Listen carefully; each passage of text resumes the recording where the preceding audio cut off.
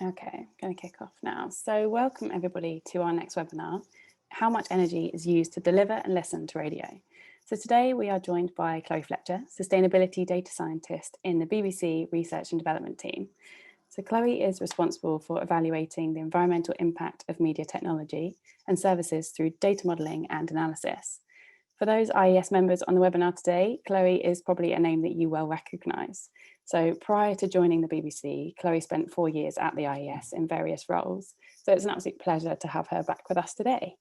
During her presentation, Chloe will present the results from a recently published paper exploring the energy footprint of BBC Radio, both now and how this may change in the future. So thank you all for logging in, and Chloe, I'll now hand over to you. Thank you, Farana, and good afternoon, everybody. Thank you for joining today's webinar, which poses the question, how much energy is used to deliver and listen to radio? So as Rihanna already kindly introduced me, my name is Chloe Fletcher. I'm a sustainability data scientist working within BBC Research and Development. My role is to use data modelling and analysis to evaluate the environmental impact of media technology and services, which of course includes BBC Radio. So before joining the BBC last September, I was Operations and Business Development Lead here at the IES. So it's really lovely to come back to what feels a little bit like home and share what I've been up to since leaving. So today I'll be taking you through a recent piece of research that we actually published a few weeks ago, looking at the energy footprint of BBC Radio, both now and how that might change in the future. So for the next 30-ish minutes or so, I'll give you an overview of what we did, how we did it, what our key findings were, and what we're hoping to do next. So before we delve into what the energy footprint of radio looks like, I wanted to address some kind of attention-grabbing headlines some of you may have seen over the last year or so in relation to the energy footprint and by extension the carbon footprint of our streaming habits, particularly pointing the finger at Netflix, but also kind of shining a light on what other on-demand streaming services energy use might look like as well. So the headlines you're seeing here are kind of demonizing streaming, and it's kind of based on a single study which claimed that 1 hour of streaming video generated approximately 3.2 kilograms of CO2 equivalent emissions, which is quite a lot. But are they right? So in short, the answer to this is absolutely not. So when we compare this figure with the existing body of academic literature which is out there on the carbon footprint of streaming, we find that this really grossly overestimates the emissions by approximately 30 to 100 times, depending on which device people use to watch that video. So nowhere near this sensationalist amount that we're seeing here. And this literature also includes a study that was conducted by my colleagues in BBC R&D, along with researchers at the University of Bristol, looking at the energy footprint of BBC television services, both at internet streaming, as well as traditional broadcasts, such as terrestrial, satellite, and cable. So ensuring that claims are rooted in science is really critical in tackling the climate crisis, which is why we conducted our own independent study and have been sharing that, the results and the methodology openly with the public, as well as across the media industry to kind of tackle disinformation, as well as think of ways in which we could improve our environmental footprint. So if you're interested in reading a little bit more about this, you can find a link to that on the R&D website, which I'll include a link to at the end. So our research on looking at the energy footprint of radio, which has been much, much less explored, is kind of an extension of this work on television. So what were we trying to achieve? What we wanted to understand is how much energy is needed to prepare, distribute, and consume BBC Radio. So not just what the BBC is directly responsible for, but also in the consumption of our content. And then we wanted to understand how this energy use might change over time. So if we were to switch off certain platforms in the future, such as if radio were to undergo a digital switchover like television did a decade ago, what impact that would have on the total energy. And then we wanted to know where in the system are those key hotspots? Where do we need to focus our efforts if we want to reduce our energy footprint? So how did we go about this? Our research was split into two key parts. The first part being our baseline, so trying to understand what energy use is today. And for this, we used the reference year of 2018 to have a complete data set. And then we wanted to understand the future energy use as well. So we modeled 4 different scenarios over a 20-year time period to understand those future dynamics. I'll go through what those scenarios are later. And as you can see, we've not just defined radio as traditional live content, but we've also included podcasts and other on-demand services within our scope. And for simplicity, we've only included listening and infrastructure that occurs in the UK to kind of reduce the complexity of our modelling. So just to give a quick overview of what the BBC radio system looks like, this map here shows the point of production of radio through to the listener's ears. So we've not included production within our scope because this is covered by something called the Albert certification, which evaluates the energy, carbon and waste footprints of TV, film and radio production. So just to kind of walk you through what this map looks like, from left to right, we can see that there are a multitude of different platforms. So we've got AM, FM, DAB, DTV, which is digital television, which is available, radio services are available on terrestrial satellites and cable. And lastly, we've got our internet or internet protocol or IP infrastructure as well. So that includes BBC Sounds, which is kind of the radio equivalent of BBC iPlayer, as well as other internet streaming services in which you can listen to BBC content. And as you can see, I've kind of characterized where these different components fit within that BBC radio system. So we've got preparation, which includes audio playout, as well as encoding. So that means compressing the size of the data so it's smaller, and multiplexing. So it means bundling multiple streams together to go out on a single stream. And then we've got distribution. So that includes the transmitter networks, so those big pylons on hills, as well as the internet distribution infrastructure. So the network that allows the internet to work. And lastly, we have consumption. So it's a range of different devices in which you can listen to radio. So we've got traditional radio receivers, as well as television sets and set-top boxes, and a range of other stuff such as smart speakers, smartphones, tablets, laptops, etc., etc. And essentially for our methodology, what we've done is translate this system map here into a mathematical model. So each of the boxes you see within this have its own self-contained set of equations, which outputs energy figures on a monthly basis. So this really allows us to hone in on where those key hotspots are and at what times.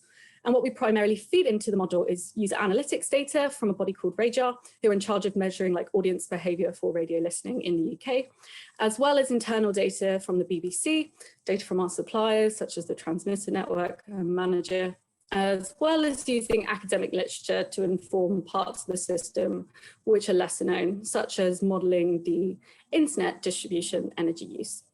And with such a complex system and thus unavoidable uncertainty regarding future behaviour and changes to technology, modelling can be really challenging.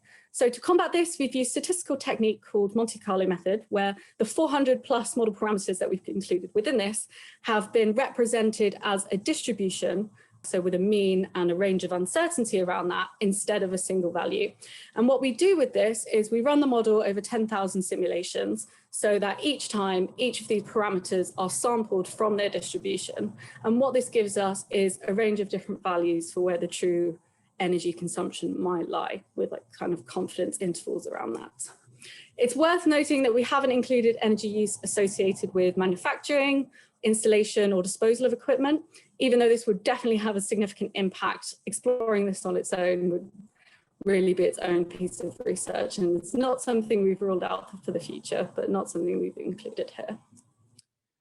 So I'm often told modelling is this imperfect science. So I did my master's in environmental modelling, and we were taught to develop a thick skin when people say that modelling is wrong.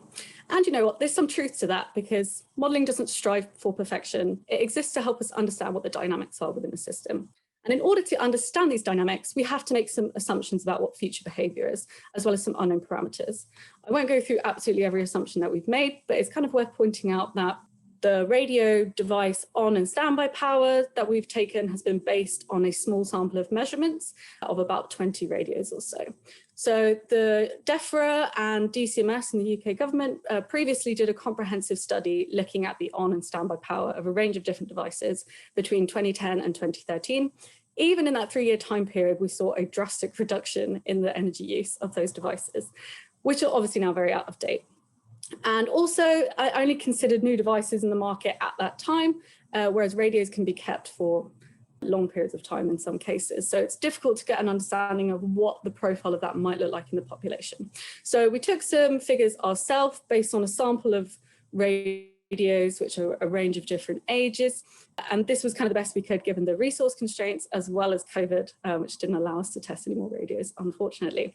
So instead of agonizing over this, we used sensitivity analysis to test if we were wrong by about plus or minus 50% on these figures, what impact that could have on the total energy.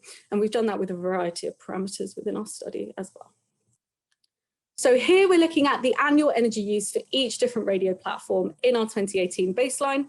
At the bottom, we have the aggregate of all the platforms together. So in 2018, the electricity needed to prepare, distribute, and consume BBC Radio was about 325 gigawatt hours, which, to put into perspective, is about 0.1% of UK energy use that year. And of all the platforms, we see that FM has the highest footprint, using about 31% of the total energy, with AM having the lowest at about 8% of the total energy. And as you can see, consumer devices by far were shown to have the biggest impact overall, using about 3/4 of the total energy in the system. And we kind of see that this is consistent across all the platforms, with exception to AM, where the distribution energy is higher compared to consumption due to the high power of the transmitter network, as well as there being a really small amount of listeners on that. You might be wondering where preparation is. It's so small that you can't see it. It's less than 0.1% of the total energy. So this is probably quite a surprising result. It definitely was for us, as transmitter networks are often assumed to be this most energy intensive part of the chain, being these high powered, big pylons on hills. But it makes sense because even though the power consumption of consumer devices on an individual level are small, when we scale this up by the tens of millions, this really adds up in the total energy use. And when we looked at where those key hotspots are in the system, we see that the three biggest energy drivers were analog radio sets, DAB radio sets, and television sets. And just those three things use more than 50% of the total energy within our system.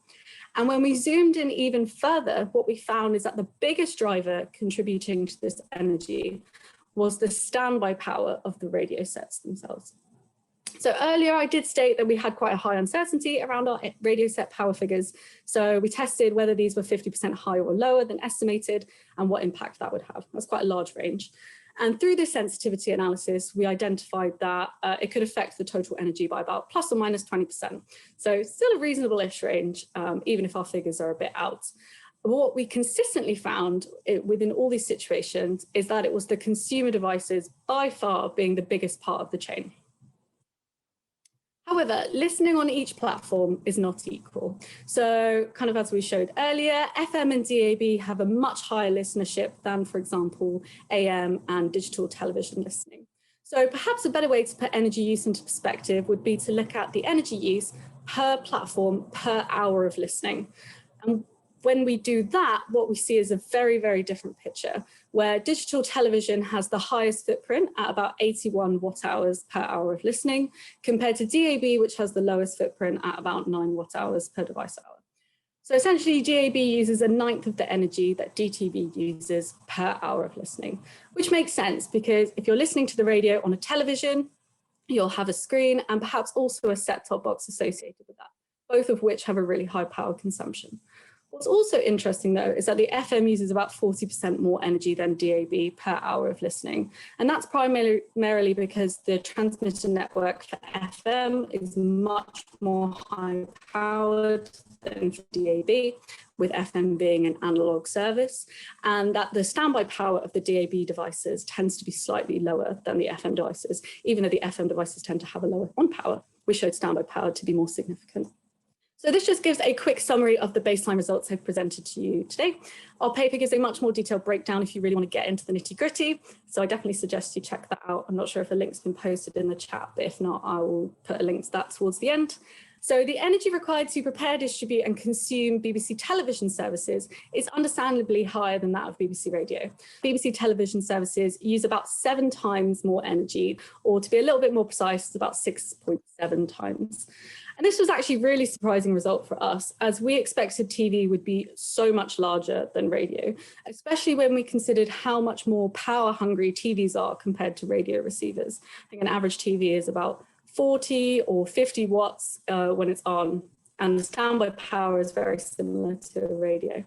And also for television, much more data is needed to be transmitted through the network.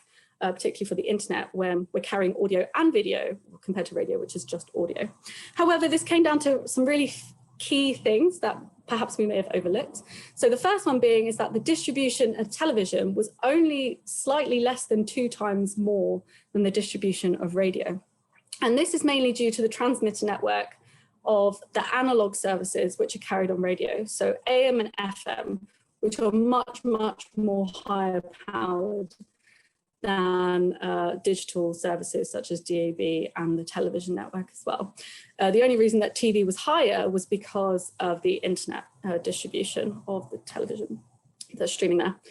Also, another thing that was really critical in this is that there was actually an estimated to be more radio devices in the population compared to television sets. So analytics data indicates there's about 2 televisions per household, whereas compared to 1.4 radios per person. So that kind of says 84 million radios versus 52 million TVs. And as I said earlier, the standby power of TVs and radios are very similar. And so if we've got more radio devices sitting in standby, this could actually mean more standby power, which actually, as we showed, to be a really significant factor, could be driving this additional energy use. So across both studies, we found that consumer devices were, again, the biggest part of the chain. And this was even more prominent in the TV research, where 92% of the total energy was attributed to consumer devices. Interestingly, we found that terrestrial TV had the smallest energy footprint. Remember that all TV now is digital. So this is somewhat comparable to DAB. So it's not too surprising that we're seeing a result like this compared to the radio study. And out of the remaining TV platforms, we found that cable had the biggest energy footprint overall per hour of listening.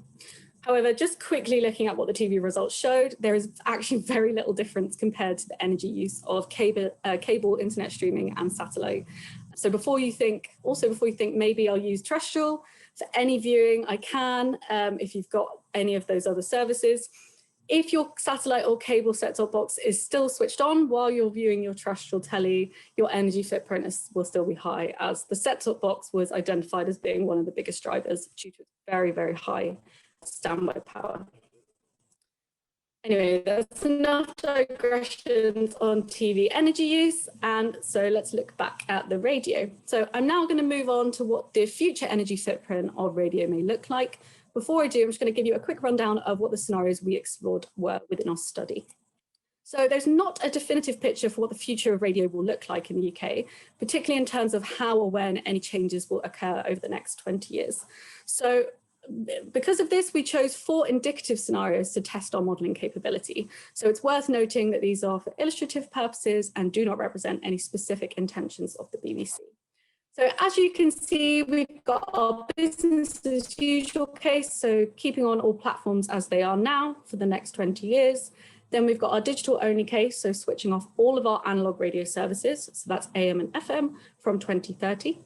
Then we've got our DAB and IP only case, so switching off analog and digital television services, radio services specifically, sorry, from 2030. And then we've got IP only, so switching off absolutely everything else except our internet radio streaming services from 2030. It's worth noting that we've assumed there to be this sudden switch off overnight from 2030 instead of a more gradual process than what we would actually see in reality. And that if a platform has been switched off, the listeners on that platform would move to some other platform. And which device they would move to is based on where they do their listening. So the analytics data has really granular data on where people listen on each platform and each device. So we've used matrix multiplication in order to inform what that device migration would be. So looking at the business as usual case, we see very little change in the total energy if we were to do nothing differently for the next 20 years. I think the average energy use was about 323 gigawatt hours per year. So very similar to our baseline result of 325 gigawatt hours. And you're kind of seeing this dynamics happening within that. So we see this decrease in energy use for AM and FM devices, and this increase in energy use for IP devices, primarily due to smart speaker use. And why we're seeing this is because we've kind of have informed modelling of how these popularity of these different devices are going to naturally change over the next 20 years. So we've kind of built that into our modelling as well. So as I said, this was shown to be the worst outcome of all scenarios we looked at. Then looking at scenario 1, which is our digital only case, means switching off all of our analog radio services from 2030, we do see an energy reduction compared to business as usual, but this is the smallest reduction of all the switch off scenarios that we've modeled. So despite there being this overnight removal of the AM and FM infrastructure, as well as device use happening at 2030, we only see a 0.03% drop at that point of switch off. And that's mainly due to a modelled increase in listening on televisions as well as smart speakers. So we ran multiple different configurations of which devices people might switch to from 2030 if analog services are switched off. And we based this on other indicators, so not just the location of listening. And we found that there could actually be an increase in the total energy if more people were to move to television listening, or an even greater decrease in the energy if more people were to move to DAB. So if the radio or broadcast industry were to adapt their strategy and turn off certain platforms, the messaging around which devices people should migrate to would really have an impact on the results of energy use here. So that's going to be really critical if something like that were to happen. Then looking at our DAB and IP only scenario, well, this was actually the biggest energy reduction we saw of all the scenarios that we modelled. So at that point of switch off at 2030, we see a 23% drop in the total energy, which is sustained for the remaining period of time.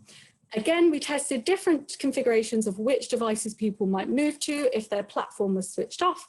And actually what we saw that this had very limited impact on our results. So this would be a very robust energy saving potential here.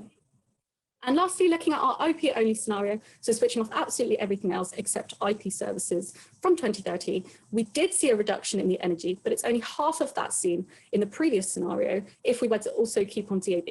And we're not seeing as pronounced a drop here because we've removed DAB from the system, which we showed to have the lowest footprint per hour. So in its place, we're seeing a kind of vast uptake in smart speakers, as well as laptop listening and also smartphones. So again, we tested at this point of 2030, different devices people might move to based on different indicators. And what we saw is that the magnitude of energy reduction varied significantly.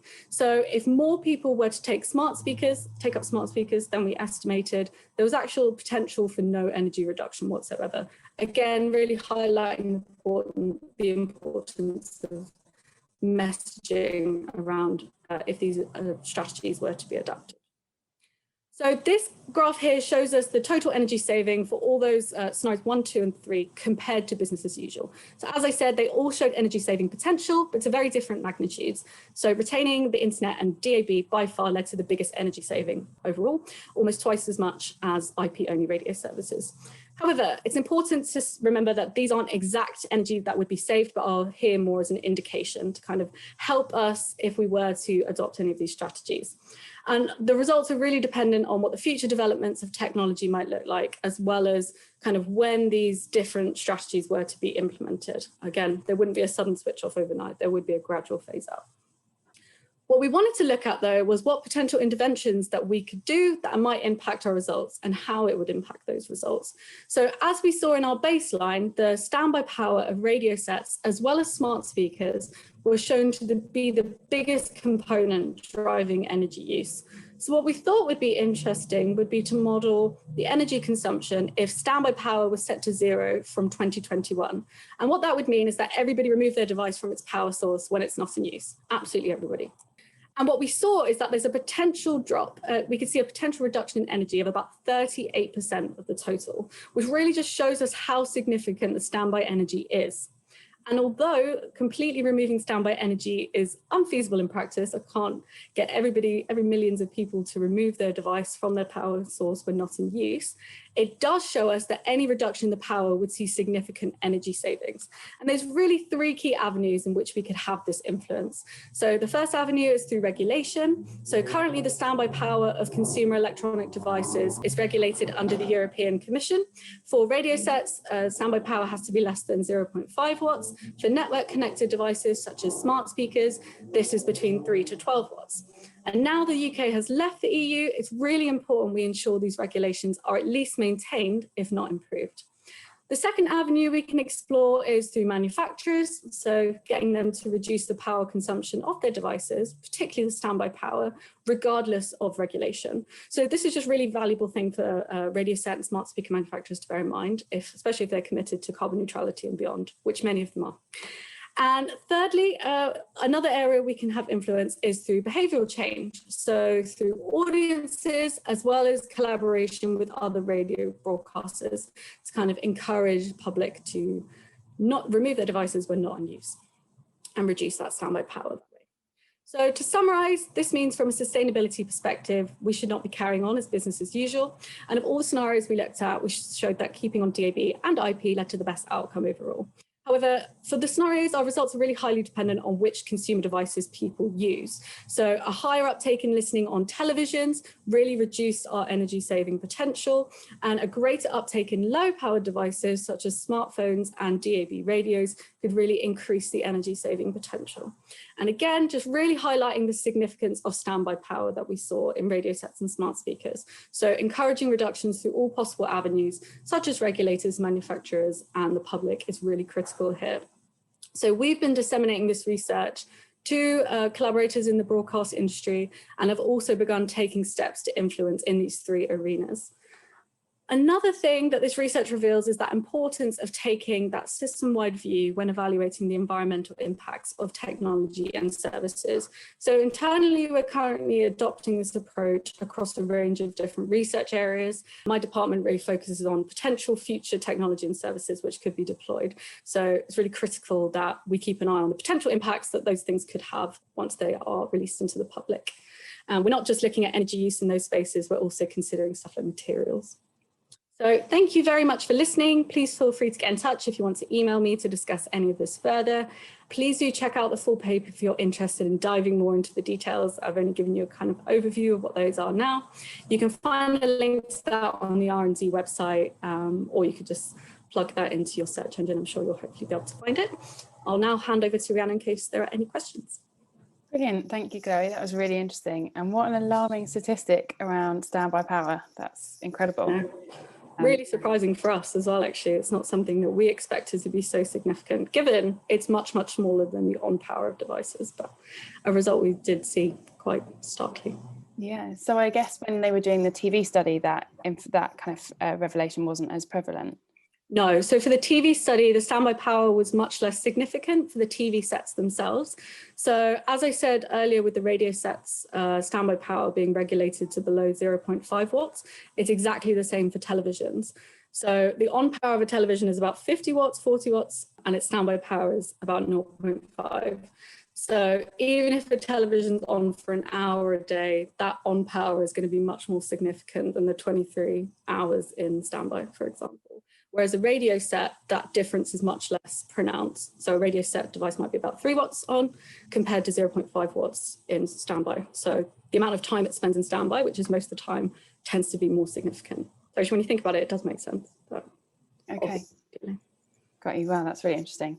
So I guess consumers must have asked you this at some point, but for those who are aware that they have high energy demanding devices, is it best to go out and buy ones that are lower energy usage, or what's the kind of advice around that?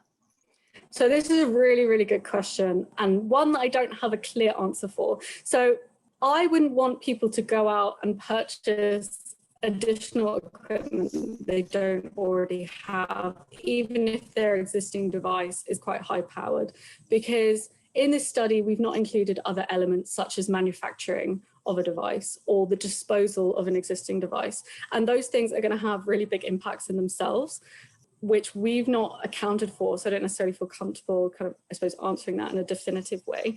I suppose if you wanted to not use your high powered device, you could use something that you already have, such as perhaps a low powered mobile phone, or which those are generally low powered devices. I would probably advise you switch to something like that. It would probably reduce your footprint significantly. Got you. Okay, that's really useful. Thank you. I've got a question around smart plugs. So what about the potential rollout of smart plugs that kills the power entirely when a device is not in use? Has that been looked at or kind of considered in any way? That has not been looked at, and I suppose that would be an example of a future development that we could see that positive change being affected without even influencing audience behavior.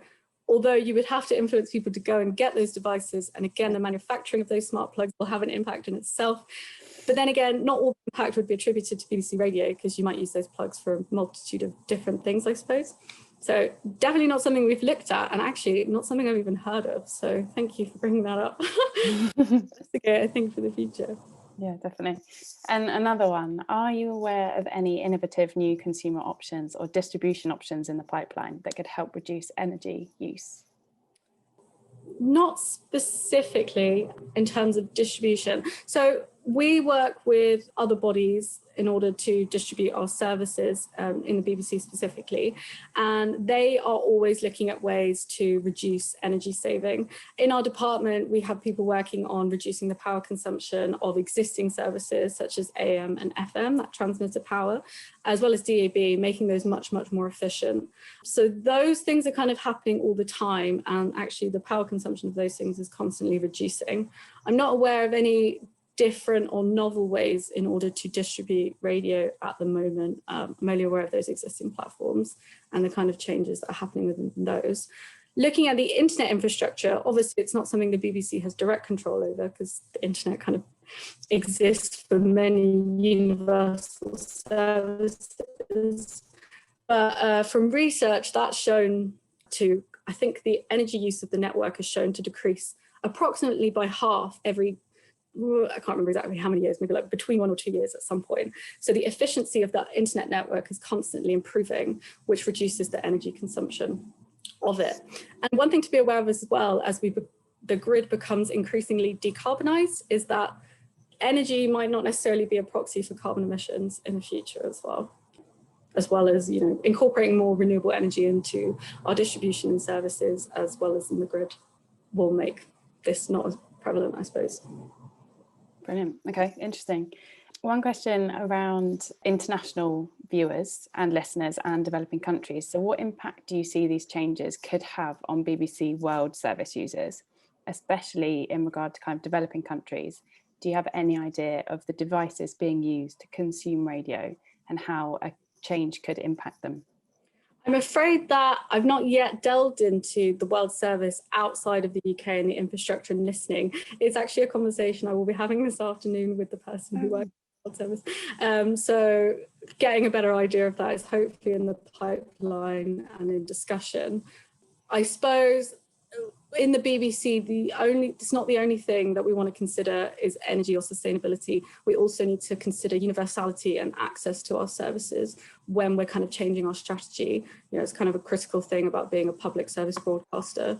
So it will be understanding what that might look like. Perhaps doing a study on the World Service as a case study in itself in the future might be an area that we might want to look at, and how we can balance energy consumption with that kind of universality element as well. Okay, excellent, interesting for a future study. Another question, has there been any attempt to account for radio usage in vehicles? Yes, so our study does include listening not just in your home, but also in the car, at your place of work, when you're out and about. It includes listening whatever you're doing, wherever you're doing. We were intending, when we were testing the power consumption of our radio devices, to test a couple of car radios as well, but then COVID unfortunately locked us out of our office and I wasn't able to take those measurements in the end. But it's something that we have considered within the scope of our study, definitely, and are aware that the standby power of those devices, or the power of those devices, is going to have a very different profile to kind of a traditional radio that would be used outside of a car. Yeah, we're aware of that, and it's something hopefully in the future, because this isn't just a one-time study, it's something we want to do on a regular basis to kind of track progress. Hopefully something we can embed into our modelling. I imagine outside of these times, but who knows? Yeah, interesting. Okay. Difficult question for you here, but I wonder, under net zero pathways, how is BBC going to reach zero by 2050? So I believe there are discussions ongoing about the BBC's strategy in regards to net zero, but I'm not involved in those conversations, so therefore I can't comment on what those actions will be. But I believe there will be further information provided in the future. Excellent, thank you. There's just been a little comment about smart plugs being put in the chat function to say that some smart plugs consume up to 1.2 watts, so could actually end up using more energy than a radio on standby. But better ones seem to consume no more than about 0.27 watts. But it's still better to switch off manually at the wall. So it's interesting that people have obviously got a bit of usage and knowledge about that in the background. That's really interesting. Okay, that's interesting that it would have that function in order to switch off your devices, but has its own power consumption involved with it. I'm curious how many devices you can plug into it at once for that to make sense to use, I suppose. Because if it is just one, like your radio, even at the lower end of that scale, about 0.2, 0.3, that's some radio sets. I think that was the average we had for DAB radio sets, was about 0.3 watts overall. So not really much difference if you've just got that plugged in. Yeah. Great.